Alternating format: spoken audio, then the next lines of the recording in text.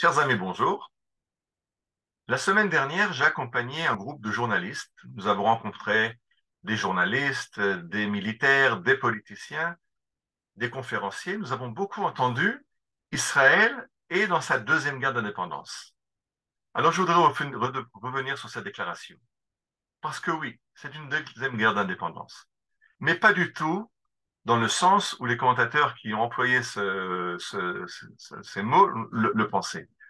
Donc pour eux, cette guerre est aussi difficile pour Israël et aussi importante pour la survie d'Israël que la guerre de 1948, la guerre qui a permis à l'État d'Israël d'exister après la déclaration d'indépendance proclamée par David Ben-Gurion. Alors, non, ce n'est pas du tout une guerre dans le même danger existentiel que 1948. Israël est un État fort, un État qui existe. C'est vrai que les défis sont très difficiles parce qu'on est en guerre à Gaza, mais la suite nous attend avec le Hezbollah au Liban, avec l'autorité palestinienne dans nos frontières, avec les Arabes israéliens, avec l'Iran. Je ne sais pas encore jusqu'où le conflit va s'étendre, mais Israël ne vit pas cette guerre comme une guerre qui risque de voir l'anéantissement de l'État d'Israël. Israël est un pays fort et on réussira, on vaincra et on existera après. Mais pour moi, c'est la deuxième guerre d'indépendance parce qu'on est une guerre qui va amener un nouveau départ, une nouvelle définition de ce qu'est l'État d'Israël.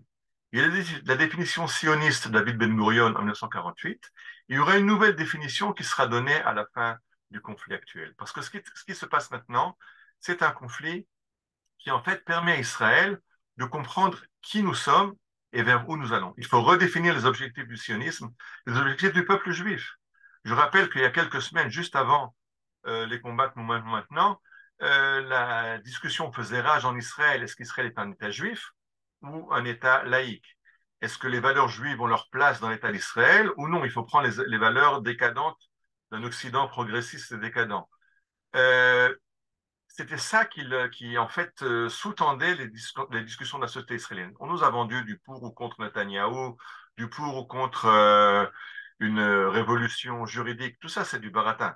En fait, il y avait une grande discussion au niveau de la société israélienne.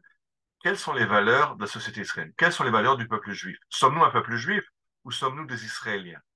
Et cette guerre nous fait prendre conscience de ça. Parce que les djihadistes sont très clairs. Ils ne disent pas mort à Israël, ils ne disent pas mort aux colons, ou plutôt d'ici. Ils disent mort aux colons israéliens que nous avons tués dans les villages le 7 octobre. Et ces colons n'étaient pas dans les colonies c'est en général le vocabulaire pour la Judée-Samarie. Mais là, ils ont clairement mis les points sur les i devant les Israéliens. Tout Israélien qui vit en Israël est un colon. Tout Israël est coupable de mort. Ils ne veulent pas voir un juif sur cette terre. Ils ne veulent même pas voir un juif en vie. Alors du coup, maintenant, les Israéliens sont en train de se réveiller. Si les djihadistes nous disent qu'on est juif, bah, qu'on est peut-être juif, alors c'est quoi les juifs? Et alors qu'est-ce qu'on fait dans ce pays? Et c'est pour ça que oui, cette guerre est la deuxième guerre d'indépendance d'Israël. La première a amené la survie physique de l'État d'Israël. Cette seconde guerre va amener la survie spirituelle et va définir les enjeux spirituels du peuple d'Israël.